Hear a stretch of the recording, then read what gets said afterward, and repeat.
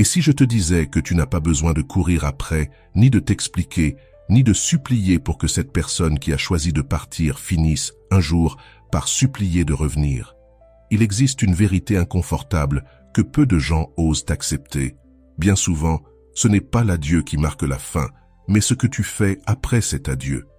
Dans cette vidéo, tu vas découvrir l'art silencieux, presque invisible, de transformer ton absence en un écho impossible à ignorer. Il ne s'agit pas de manipulation, mais de transformation. Te transformer à un tel point que celui qui est parti se retrouve obligé de regarder en arrière. Non pas parce que tu l'appelles, mais parce qu'il ne peut plus supporter le vide que tu as laissé. Avant de commencer, prends un instant et écris en commentaire. Mon changement commence maintenant avec le stoïcisme. Fais-le comme un engagement envers toi-même. Un premier pas vers la meilleure version de toi. Numéro 1. Respecte ta dignité. Arrête de te justifier et de mendier de l'attention. Lorsque tu choisis le silence plutôt que l'explication, tu poses un acte que peu de gens osent accomplir. Tu récupères ta dignité. Car supplier, insister pour être compris ou implorer une seconde chance ne montre pas de l'amour, mais un manque. Et le manque n'attire jamais ce qui a vraiment de la valeur. Ce qui a de la valeur ne se propose pas de force. Ça ne se montre pas à ceux qui n'ont pas su en prendre soin. Ça se retire avec élégance, avec calme, avec ce mystère qui dérange bien plus que 1000 reproches. Chaque fois que tu essaies de prouver ta valeur à quelqu'un qui ne l'a pas vue, tu la diminues. Ce qui est rare ne se mendie pas, ça se rencontre une fois et ça se retient pour toujours. Celui qui est parti sans comprendre ce qu'il perdait n'a pas besoin de tes mots pour le réaliser. Il a besoin de ton absence. Une absence ferme. Sans drame, sans sous-entendu, sans signaux. Une absence qui parle pour toi et qui dit clairement « Je ne suis plus disponible et je n'ai même pas besoin que tu comprennes pourquoi ». En gardant le silence, tu crées un espace plus lourd que toutes les conversations inachevées. Tu provoques une incertitude que rien ne peut apaiser. Le silence a cette manière étrange de s'installer dans l'esprit de l'autre. Il n'y a pas de réponse, pas de réaction, pas de fin. Et dans ce vide se forment 1000 questions. Pourquoi ne me cherche-t-il plus? Pourquoi ne s'explique-t-elle pas? Pourquoi ne revient-il pas? Ce flou est 100 fois plus puissant que n'importe quel discours. Parce que ce qu'on ne comprend pas intrigue. Et ce qui intrigue attire. Disparaître avec calme n'est pas une faiblesse. C'est une stratégie émotionnelle. C'est une déclaration subtile d'indépendance. Tu dis « Je n'ai pas besoin d'être là pour avoir de la valeur ». Car ta valeur ne dépend plus de sa validation. Elle repose en toi, en ta capacité à avancer sans ramper, dans ta décision de ne plus t'offrir à celui qui a déjà choisi de ne pas te choisir. Et cette décision change tout. Tu n'es plus celui ou celle qui attend. Tu es celui ou celle qui avance. Et en avançant, sans bruit, sans message d'adieu ni supplication déguisée, tu deviens rare. Tu deviens cette personne qu'on ne croise pas 2 fois. Tout le monde est habitué à ceux qui mendient, à ceux qui insistent, à ceux qui espèrent. Mais toi, tu choisis un autre chemin, celui du respect de soi. Et ça, non seulement ça déstabilise, mais ça fascine, car celui qui t'a sous-estimé commence à chercher des signes, mais il n'en trouve plus. Il ne reste que ton ombre. Et cette ombre a plus de présence que tous les mots que tu aurais pu prononcer. Le plus fort dans tout ça, c'est que tu n'as même pas besoin d'en faire une stratégie pour qu'il ou elle revienne. Si tu le fais bien, tu n'en auras même plus envie, parce que ton attention ne sera plus tournée vers eux, mais vers toi. Te reconstruire sans attendre un regard. Te relever sans besoin d'applaudissements. Regarder devant sans scruter le passé en quête de compréhension. Car tu as compris. Celui qui ne t'a pas vu quand tu étais là ne mérite pas de savoir qui tu es devenu. Salut à tous ceux qui nous regardent depuis différentes parties du monde, à tous nos amis de la France, du Canada, de la Belgique, de la Côte d'Ivoire, du Cameroun, des États-Unis, du Maroc, de l'Île-de-France, d'Algérie, d'Haïti, du Togo et bien sûr au reste de nos frères et sœurs. Bienvenue sur Vision Stoïcienne. C'est toujours un plaisir de me connecter avec vous en partageant des idées profondes issues du vaste monde. N'oubliez pas de cliquer sur « J'aime », de partager cette vidéo avec vos proches, de vous abonner à notre chaîne et d'activer la cloche de notification pour rester informé de nos contenus les plus récents. Chaque geste compte pour nous aider à faire grandir cette communauté dédiée à la sagesse et à l'épanouissement. L'absence, quand elle a un but, n'est pas une punition par fierté.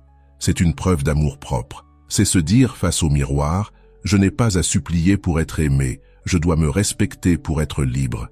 Et quand tu te respectes, tu deviens inaccessible à tout ce qui te consumait auparavant.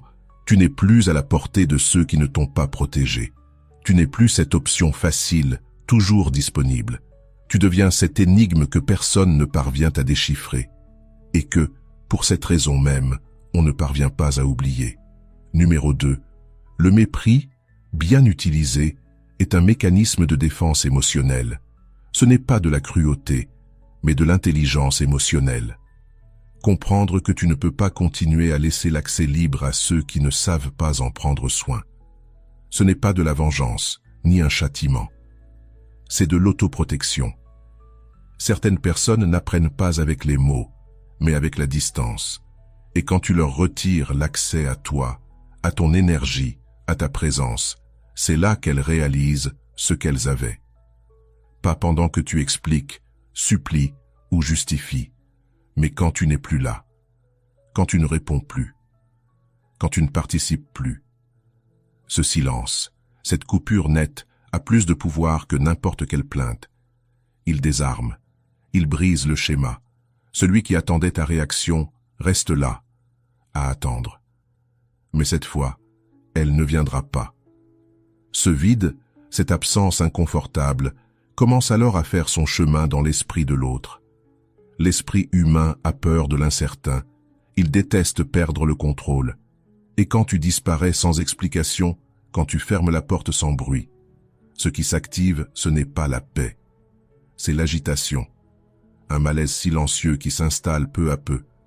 La personne qui t'a sous-estimé, qui croyait que tu serais toujours là, se retrouve face à un miroir impossible à éviter. Le reflet de son indifférence, de ses choix, de son détachement. Mais cette fois, tu n'as plus besoin de rien dire. Le mépris silencieux parle pour toi. Et ce qu'il dit est simple. Tu n'es plus invité dans mon monde. Pas par colère, mais par respect de soi. Parce que celui qui ne t'a pas protégé ne mérite ni explication, ni nouvelle chance déguisée en compréhension. Lorsque tu décides de ne plus donner ton énergie, tu traces une ligne entre ce que tu étais et ce que tu es devenu.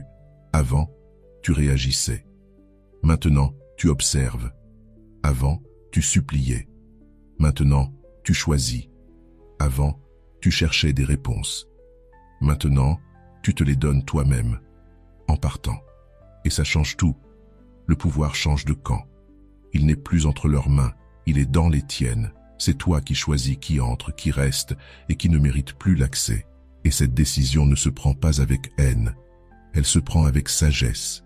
C'est là que l'autre commence à vivre une sensation inconnue, la perte sans adieu, le choc de ne pas avoir eu le dernier mot. Et ce choc est profond, parce qu'il n'y a rien de plus fort que de réaliser qu'on ne peut plus accéder à ce qu'on considérait comme acquis. Ce regret n'apparaît pas parce que tu l'exiges, il vient parce que tu le provoques en disparaissant. Et quand le doute s'installe, quand la certitude de ta présence devient mystère, tout ce que tu donnais sans valeur devient précieux. Et la beauté de ce mépris, c'est qu'il n'a pas besoin d'être froid ou cruel. C'est juste une limite, un stop silencieux. Une façon de fermer les cycles avec dignité. Car au fond, celui qui part sans blesser, mais sans revenir non plus, laisse une trace bien plus marquante que celui qui reste à se plaindre. C'est la différence entre une réaction émotionnelle et une décision consciente. Ton pouvoir ne réside pas dans le fait de les faire revenir. Il réside dans le fait de ne plus en avoir besoin pour te sentir valable. Car lorsque tu comprends ta valeur, tu arrêtes de la mettre entre les mains des autres. Tu n'as plus besoin qu'on te comprenne. Tu n'as plus besoin qu'on te reconnaisse. Tu n'as besoin que d'agir en cohérence avec cette vérité. Et dans cette cohérence, le mépris devient un outil. Pas pour blesser, mais pour protéger. Pas pour punir, mais pour enseigner. Numéro 3. Le pouvoir du mépris silencieux. Quand tu choisis le silence, tu ne fuis pas. Tu reprends le contrôle. Parce que répondre à celui qui t'a ignoré, c'est continuer à jouer un jeu inégal, dans lequel tu perds toujours quelque chose. Ta dignité, ta paix ou ton énergie. Mais quand tu choisis de ne pas réagir, tu fermes la porte de l'intérieur. Non pas avec rancune, mais avec clarté. Tu n'as plus besoin que cette personne comprenne ce qu'elle a fait. Tu n'as plus besoin de ses excuses. Tu ne cherches ni pardon, ni explication. Tu ne veux qu'une seule chose, ta liberté émotionnelle, intacte. Le mépris silencieux est une réponse puissante, sans crier. C'est ne plus offrir là où on n'a rien su recevoir. Tu n'as pas besoin de discours, ni de preuves, ni de messages de fin. Il te suffit d'être absent, distant, calme. Parce que ce silence que certains prennent pour une faiblesse est en réalité la preuve la plus forte que tu n'es plus disponible. Plus pour les jeux, plus pour la manipulation, plus pour les miettes émotionnelles. Et quand tu ne joues plus, le jeu perd tout son sens pour celui qui pensait t'avoir à disposition. C'est profondément inconfortable pour celui ou celle qui, un jour, a joué avec tes émotions. Parce que dans son esprit, tu avais toujours une réponse, une explication, une supplication. Mais aujourd'hui, il n'y a plus rien. Et ce vide, ce creux que tu remplissais autrefois avec tes paroles, ton attention ou ta douleur, commence à peser plus lourd que n'importe quelle dispute. Le cerveau humain déteste l'incertitude. Il redoute les espaces sans fermeture. Et c'est là que ton silence devient un miroir. Il ne dit rien, mais il reflète tout. Celui qui le regarde ne peut s'empêcher d'être confronté à ce qu'il a perdu. Tu ne demandes plus à être vu. Tu ne supplies plus pour obtenir de la validation. Ce que tu offres maintenant, c'est la paix de quelqu'un qui a choisi de ne plus se fatiguer. Et cette tranquillité, paradoxalement, fait bien plus mal que n'importe quelle insulte, car celui qui s'attendait à de la colère ou à des larmes ne trouve que de l'indifférence. Et cette indifférence n'est pas feinte, c'est le fruit de la guérison. Tu as compris que ta valeur ne dépendait pas de celui qui la reconnaît, mais de celui qui la vit. Et aujourd'hui, c'est toi qui la vis, dans ton silence, dans ton calme, dans ta décision ferme de ne pas revenir là où tu n'as pas été bien accueilli. Ce qui se passe ensuite devient presque inévitable. Cette personne commence à sentir ton absence comme un fardeau. Elle n'a plus accès à ton énergie, à tes émotions, à ta présence. Ce qui, au début, semblait être du contrôle, devient une source d'inquiétude. Ce qui paraissait facile est désormais hors de portée. Alors commencent les tentatives de retour, les messages, les signaux indirects, les approches qui n'existaient pas avant. Non pas parce qu'on te valorise plus qu'avant, mais parce qu'on sent qu'on est en train de te perdre pour toujours. Et cela les confronte à leur propre médiocrité émotionnelle.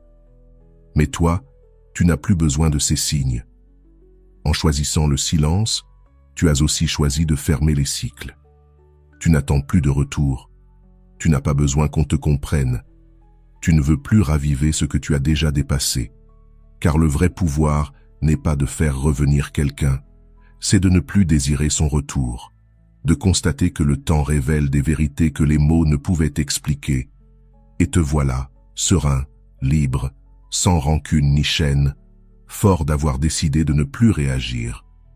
Le mépris silencieux ne cherche pas à punir. Il cherche à guérir. C'est une forme de protection, pas de vengeance. C'est la manière la plus mature de dire « je me suffis à moi-même ».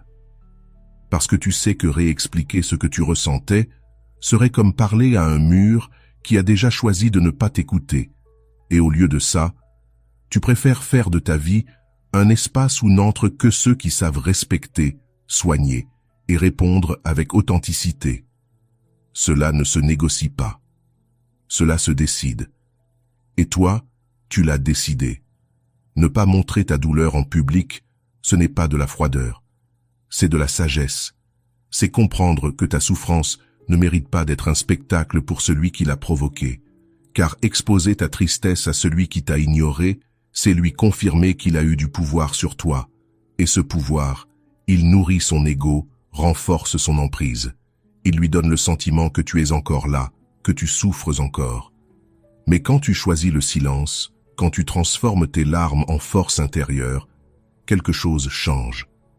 Pas à l'extérieur, mais en toi. Tu ne réagis plus, tu te transformes. Cette transformation silencieuse déstabilise, car celui qui t'a sous-estimé s'attendait à te voir brisé. Il attendait des publications tristes, des messages codés, des gestes qui trahissent ton attachement. Il voulait que ton langage corporel crie l'abandon, que ton regard montre la nostalgie, que ton attitude implore l'attention. Mais à la place, il voit une paix inattendue, une dignité intacte, un regard ferme qui ne cherche plus rien. Et là, il ressent un vide qu'il ne sait plus comment combler. Parce que ce qui lui donnait autrefois le sentiment de contrôler la situation a disparu. Tourner la page avec élégance ne veut pas dire nier la douleur. Cela veut dire la vivre là où elle doit être, dans l'intimité, pas sur la scène des réseaux sociaux, ni dans des conversations désespérées. Ton deuil mérite du respect. Et le respecter, c'est aussi le protéger. Car personne ne mérite de voir tes blessures s'il n'a pas aidé à les guérir. Personne qui t'a ignoré ne mérite de recevoir une confirmation qu'il t'a brisé. Qu'il le sache s'il veut, mais qu'il le sente, qu'il le devine, non pas parce que tu cries ta douleur, mais parce que ton absence hurle plus fort que n'importe quelle plainte. Quand tu choisis d'évoluer sans bruit, ton silence devient une déclaration. Tu n'as plus besoin d'explications, ni de drame, ni de vengeance. Tu as juste besoin d'avancer. Et avancer sans regarder en arrière, sans chercher à être compris, c'est la preuve ultime que tu ne dépends plus émotionnellement de personne. Cette indépendance émotionnelle est magnétique. Dans un monde où tout le monde se bat pour l'attention, toi, tu choisis de disparaître en paix. Et cela, même si cela ne se voit pas tout de suite, a un impact dévastateur dans l'esprit de celui qui pensait t'avoir toujours sous sa coupe. La douleur qui te brisait autrefois devient maintenant ton élan. Elle ne te définit plus. Elle n'est plus le centre de tes pensées. C'est ton carburant, ton énergie pour créer, pour changer, pour te relever plus fort. Il ne s'agit pas de nier ce que tu as ressenti. Il s'agit de ne pas laisser ces sentiments devenir ton identité. Parce que tu n'es pas ce que tu as perdu. Tu es ce que tu construis après avoir perdu. Tu es ce que tu choisis d'être, avec le silence comme bouclier et la dignité comme bannière. Et quand l'autre le remarque, tout change. Il n'y a plus d'émotions à manipuler, plus de tristesse à interpréter, plus de réactions à provoquer. Il n'y a plus qu'une présence solide, mais indisponible. Et cette présence, celle qui ne supplie plus, qui ne cherche plus à être comprise, devient un mystère impossible à ignorer. Alors commence le malaise, le doute, l'envie de savoir ce qu'il t'est arrivé. Mais toi, tu n'es plus là pour donner des réponses. Tu es trop occupé à vivre. Ce changement d'attitude ne te dérange pas toi. Il dérange l'autre. Parce que voir quelqu'un qu'on croyait brisé marcher droit, sans chercher ton regard, c'est un choc de réalité. Voir que tu ne parles plus de lui, que tu n'as plus besoin de lui, que tu as transformé la douleur en force, le désarme. Il attendait des regrets, mais il trouve de l'évolution. Il attendait des signes de manque, mais il voit de la plénitude. Il attendait de la culpabilité, mais il découvre de la paix. Et c'est là que tout se renverse. Ce n'est plus toi qui poursuis. C'est toi qui avances, sans jamais te retourner. Parce que ton silence n'est plus un vide, c'est une décision. Ta froideur n'est pas du mépris, c'est de l'autoprotection. Ton calme n'est pas de l'indifférence, c'est de la sagesse. Et cette version de toi, celle qui ne cherche pas à être vue mais qui se fait remarquer, celle qui ne demande rien mais change tout, c'est celle qui laisse une empreinte, celle qui bouleverse le jeu sans jamais bouger une pièce. Ce que l'autre ressent maintenant, c'est un mélange d'un profond désir pour ce qu'il a perdu, d'un confort face à l'impossibilité de te récupérer, et de peur. Peur que tu ne sois plus jamais prêt à regarder en arrière. Il ne s'agit pas que tu sois devenu parfait. Il s'agit du fait que tu as décidé d'avancer. Et ce simple choix suffit à briser le schéma mental de celui qui croyait t'avoir toujours à disposition. La vérité, c'est que l'esprit humain s'accroche à ce qu'il connaît. Mais toi, tu n'es plus prévisible. Tu n'es plus cette personne qui attendait des miettes émotionnelles. Aujourd'hui, tu marches dans une autre direction, plus serein, plus centré, plus toi. Et c'est ça ce qui frappe vraiment, te voir fort dans le silence, stable, sans dépendance. Cela a bien plus d'impact que tous les discours, car tu n'essaies plus de prouver quoi que ce soit, tu vis. Et ce vivre, authentique, libre, mature, devient un miroir permanent pour l'autre. Il se demande « Pourquoi je ne l'ai pas vu ? Pourquoi je ne l'ai pas protégé ? Pourquoi maintenant j'ai l'impression de l'avoir perdu à jamais ?» Pendant que ces questions le consument, toi, tu te consacres à toi-même, à ta croissance, à ton bien-être. Et le plus paradoxal dans tout ça, c'est que cet effet ne demande aucun contact. Il n'y a pas besoin de parler, de se revoir, de se dire quoi que ce soit. Car lorsque quelqu'un commence à comparer la version qu'il a quittée avec celle qu'il voit aujourd'hui, même de loin, ce qu'il ressent, c'est un vide. Mais pas un vide physique, un vide émotionnel. Celui que tu as imposé en décidant de ne plus être disponible. Et pour quelqu'un qui avait accès total à toi, c'est dévastateur. Ce vide émotionnel devient un signal d'alarme pour ceux qui vivent encore dans l'immaturité. Parce que celui qui évolue devient un reflet inconfortable pour celui qui stagne. En devenant ce reflet, tu éveilles bien plus que la nostalgie. Tu éveilles la conscience, tu éveilles la culpabilité, tu réveilles ce « et si j'avais agi autrement ». Mais il est déjà trop tard, car toi, tu n'attends plus de réponse, tu vis les tiennes. Une transformation authentique crée toujours un choc émotionnel. Quand tu changes vraiment, tu n'as pas besoin de le dire. Ta présence le dit pour toi. Ta façon de marcher, de regarder, de parler, de garder le silence. Tu n'es plus cette personne qui suppliait pour un peu d'attention, ni celle qui cherchait à justifier sa valeur auprès de quelqu'un qui ne savait pas la voir. Aujourd'hui, tu avances avec calme, avec assurance, avec une sérénité désarmante. Et ce changement-là, cette transformation qui ne se limite pas à l'apparence, mais qui vient de l'intérieur, crée une gêne inévitable chez celui qui t'a pris pour acquis. Ce qui était simple à deviner devient un mystère. Ce qui était facile à ignorer devient inoubliable. La vraie transformation ne se voit pas, elle se ressent.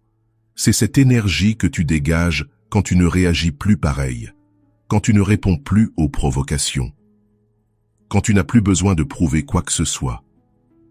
Ton langage corporel change, ta posture dit « Je suis en paix ». Tes yeux ne cherchent plus l'approbation, ils regardent avec clarté. Tes mots ne sont plus des justifications, ce sont des affirmations discrètes de sécurité intérieure. Et pour celui qui t'a sous-estimé, c'est comme se regarder dans un miroir gênant. Là où il attendait de la faiblesse, il voit de la force. Là où il attendait de la dépendance, il voit de la liberté. Ce genre de changement crée un vrai choc émotionnel. Le cerveau de l'autre ne sait pas comment gérer ça. Il y a un décalage, une dissonance cognitive.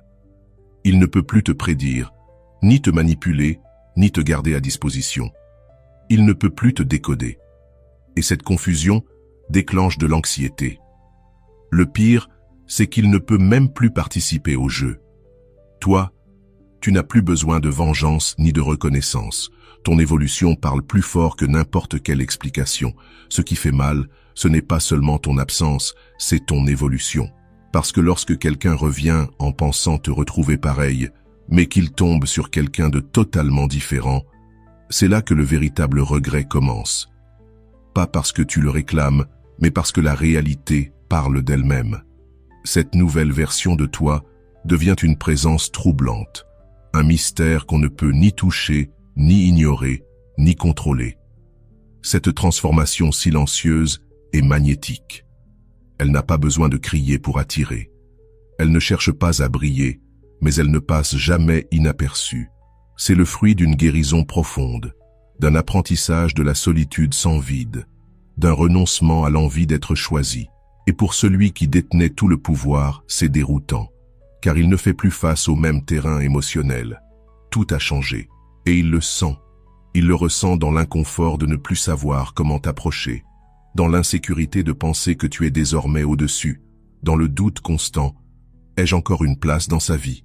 Et toi, depuis ta nouvelle position, tu ne ressens plus le besoin de regarder en arrière, car il ne s'agit pas de faire souffrir l'autre, il s'agit de te sentir bien, de comprendre que tu n'as plus à mendier de l'amour, là où on ne t'a offert que de la confusion. Ton évolution n'a pas à prouver quoi que ce soit. Elle est ton cadeau, ta reconstruction. Et depuis ce silence solide, tu rayonnes une force qui se fait sentir, même sans prononcer un seul mot. Parfois, le meilleur adieu n'est pas une conversation non terminée. C'est une transformation si profonde qu'elle rend tout retour impossible.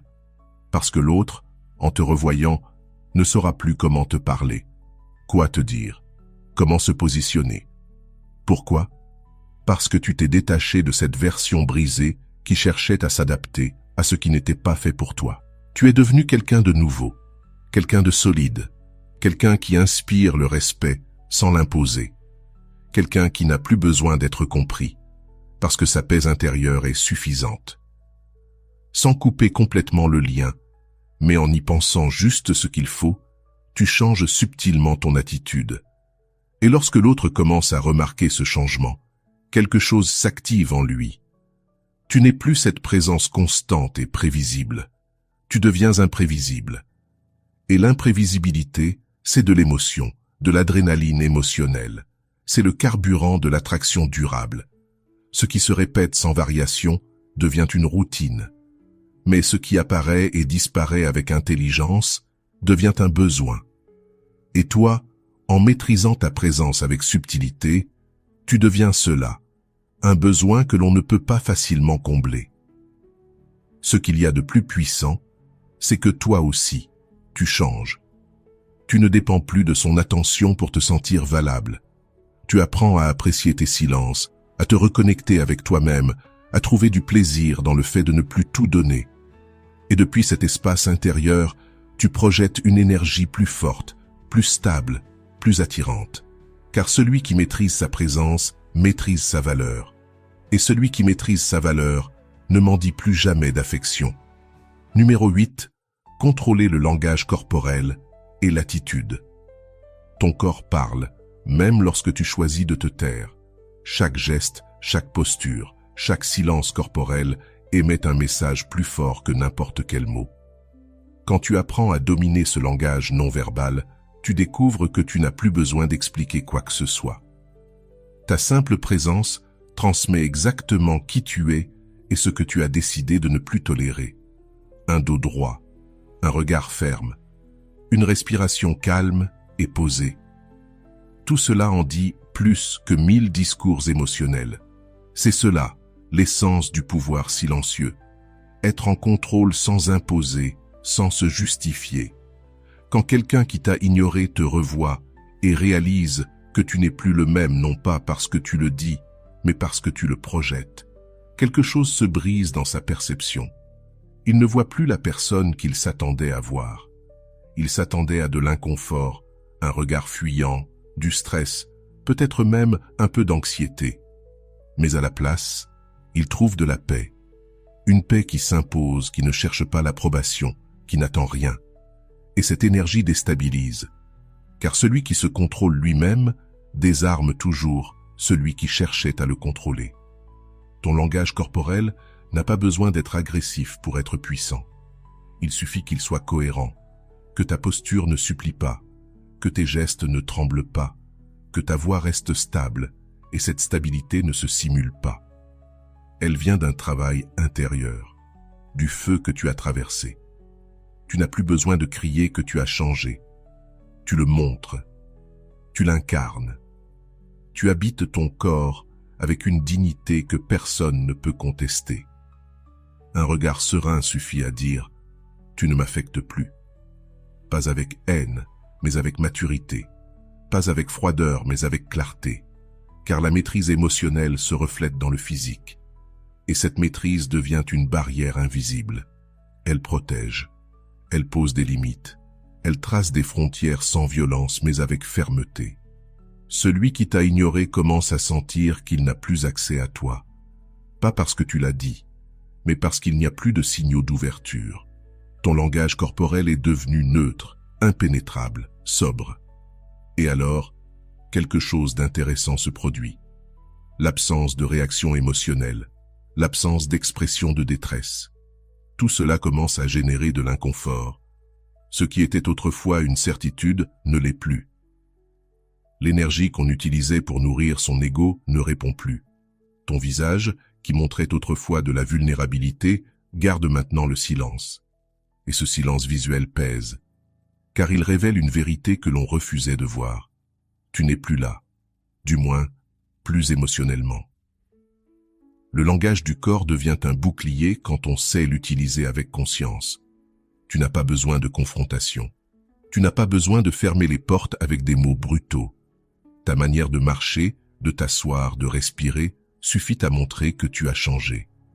Que ton centre est avec toi, et non plus dans l'approbation de l'autre. Et cela élève ta valeur. Pas parce que tu es inaccessible, mais parce que tu n'es plus dépendant. Tu ne te définis plus en fonction de celui ou celle qui n'a pas su te garder. Tu te définis en fonction de toi-même.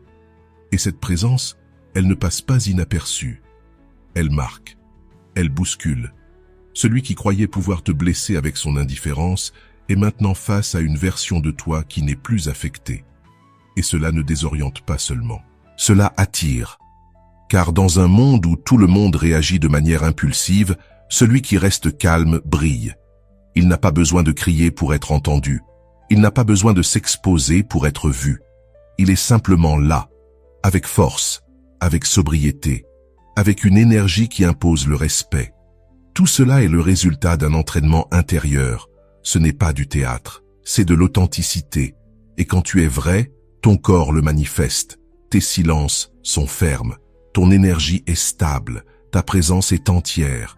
Tu ne demandes plus ta place. Tu l'occupes naturellement. Tu ne cherches plus à récupérer ce que tu as perdu. Tu protèges ce que tu as trouvé en toi.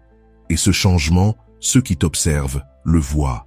Pas parce que tu l'expliques, mais parce que tu le vis. Numéro 9. Le silence stratégique crée un vide émotionnel. Le silence stratégique n'est pas une absence, c'est une présence mystérieuse. Ce n'est pas de l'indifférence, c'est une déclaration silencieuse qui résonne fort dans l'esprit de celui qui t'a pris pour acquis. Quand tu choisis de disparaître sans explication, sans drame, sans avertissement, tu crées un espace, invisible mais ressenti. Un vide mental que l'autre ne peut pas combler facilement. Et ce vide commence à peser. Parce qu'avant, il y avait de la certitude. Maintenant, il y a du doute. Et le doute, quand il n'est pas résolu, devient obsession. Celui qui t'a ignoré s'attendait à une réaction, une plainte, un adieu, une supplication. Mais quand il ne reçoit rien, quand tout ce qu'il entend, c'est l'écho de ton silence, il commence à se poser des questions. Que s'est-il passé? Pourquoi ne réagit-il plus? Est-ce qu'il s'en fiche? Est-ce qu'il a trouvé quelqu'un d'autre? Ces questions, d'abord petites, deviennent immenses, et vite, parce que l'esprit humain déteste le vide.